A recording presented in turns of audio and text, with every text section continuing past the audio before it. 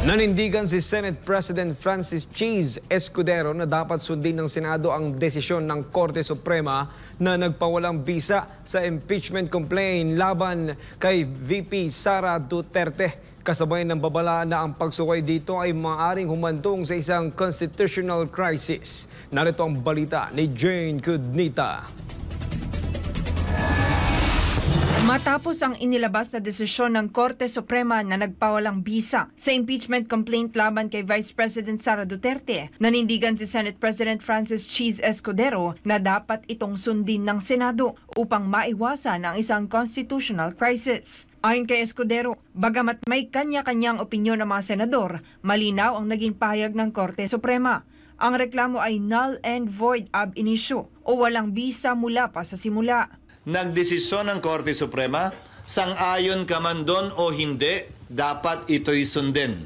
Kung hindi, magkakaroon tayo ng constitutional crisis at baka tingnan tayo ng mga karatig bansa natin at ibang tao na isang banana republic kung saan sinusunod lamang natin yung mga gusto natin.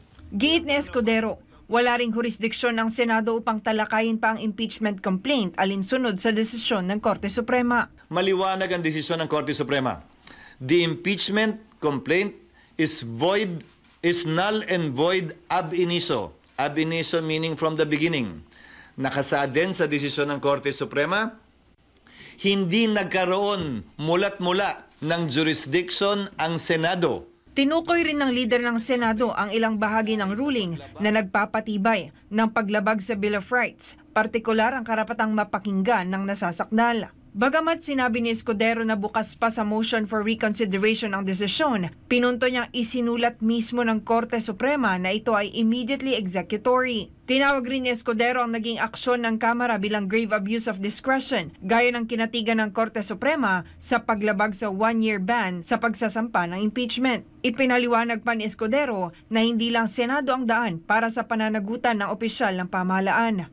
Sa kabila ng batikos na natanggap ng Senado sa hindi pagsulong na impeachment trial, nilinaw ni Escudero na tama ang kanilang naging desisyon. Paano kung nag-convict ang Senado? Bawal naman pala lahat dahil nilabag naman pala yung Bill of Rights at right to due process ng nasasakdal. Ito si Jane Cudnita, inyong citizen correspondent nag-uula para sa Diyos at sa Pilipinas nating mahal.